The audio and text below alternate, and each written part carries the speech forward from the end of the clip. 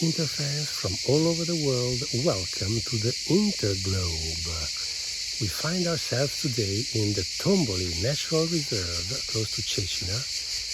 It's an amazing wild place that reminds me a lot of California. And we are here to talk about the transfer market of Internazionale Milan for this year.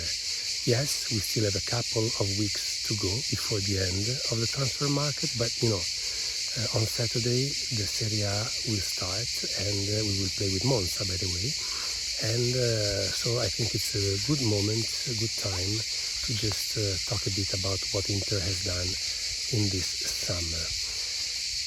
In a nutshell, I have to say that I'm very disappointed because we lost at least 5 key players, and I'm talking about Onana, I'm talking about Skriniar, I'm talking about Brozovic, Dzeko and Lukaku.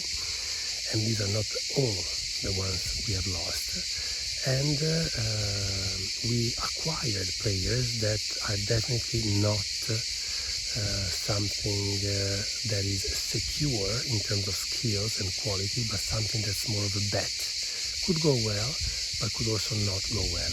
And after a Champions League final, buying the players we bought is a bad sign, because it means that Inter as a company is not in a healthy shape.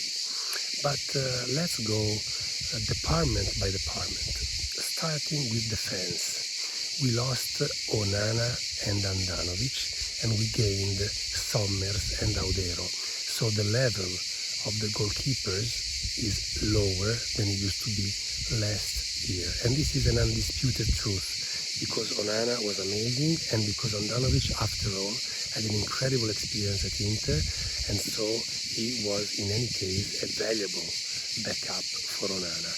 Now we have Sommer, who is a 34 years old player, making, by the way, also more money than Onana. And he used to be the bench player, the bench goalie for Neuer in Bayer. Yes, he's the captain of Switzerland, but he's only 182, I think, in terms of height. He is a very different goalkeeper compared to Onana, and we've seen it in these pre-season matches already. He doesn't have the same ability to play the ball as Onana does. He's very explosive on the line, but he's not very good at coming out of the goal.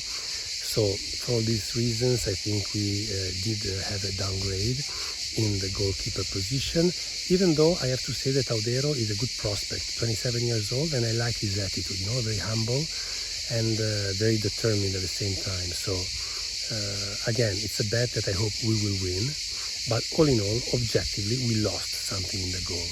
Defensively, we lost Skriniar, we lost D'Ambrosio, yes, old, but also experienced, and we gained Bissek and another player that we still have to buy.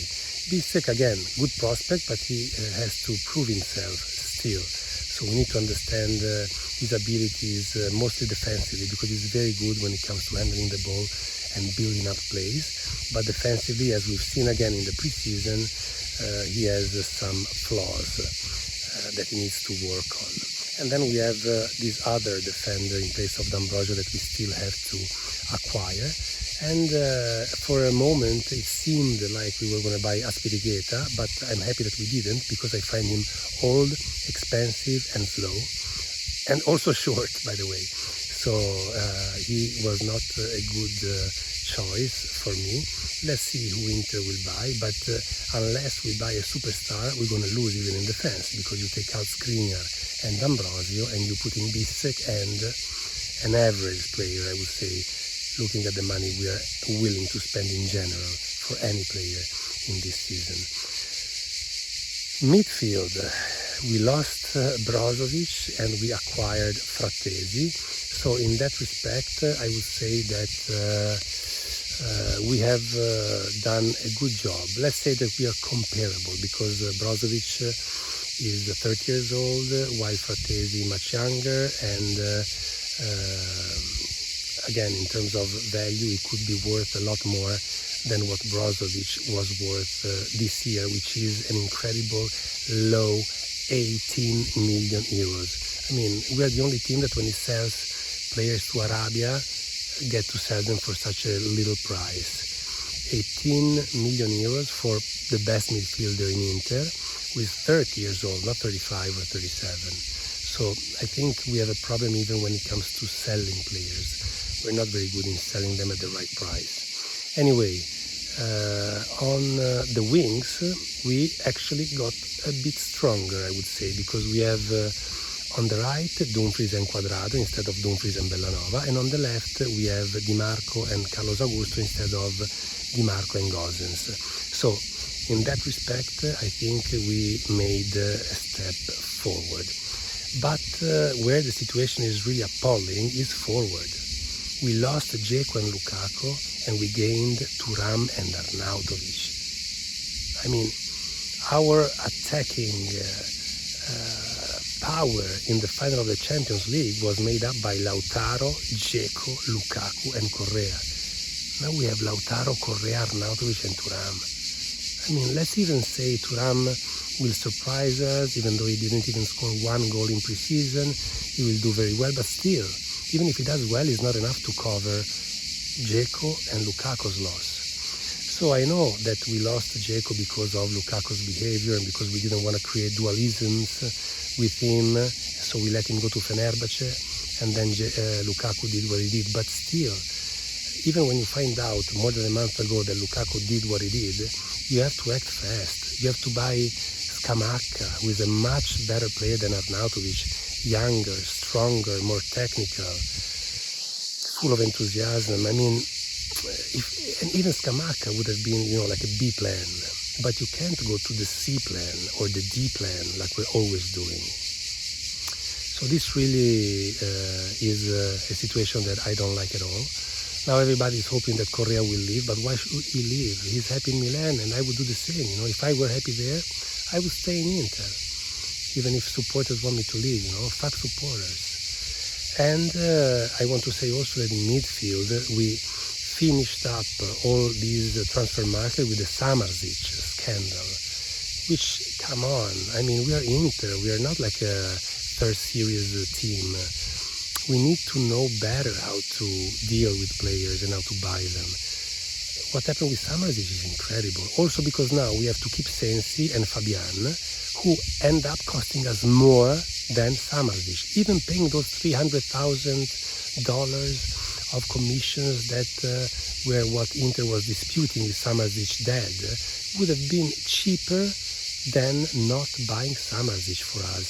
Plus, Samardžić can be resold in a couple of years to a lot of teams and with a high price tag.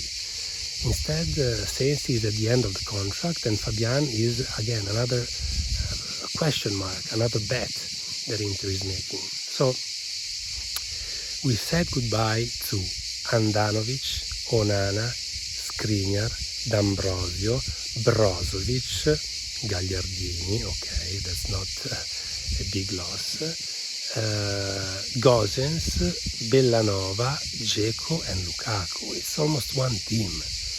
I mean, and we almost won the Champions League last year. How can you revolutionize a team so much? Okay, you want to make it younger, but you have to have some certainties, and honestly, we don't. So now I think that we are not the favorite to win this Serie A. We would have been had we had either Lukaku or Dzeko, but with this forward squad, we are not in the situation of being able to win Serie A. I'm sorry to say that, but it's the truth. As much as I was happy last year after the transfer market because of the players we bought, from Mkhitaryan to Aslani, I mean, this year I cannot be happy. I hope that the team will surprise me, but also seeing Inzaghi's facial expressions during the games, I bet that he is not happy as well. So I'm a bit worried. I don't know what to hope, and Saturday we have already an important game with a team that has so many of our ex-players, from D'Ambrosio to Gagliardini, that is going to be tough. let's see what happens in the last 2 weeks of the transfer market. I don't want to be catastrophic at this moment. Let's wait another 14-15 days before being catastrophic, but the signs are not good. So this is my take on the transfer market of Inter.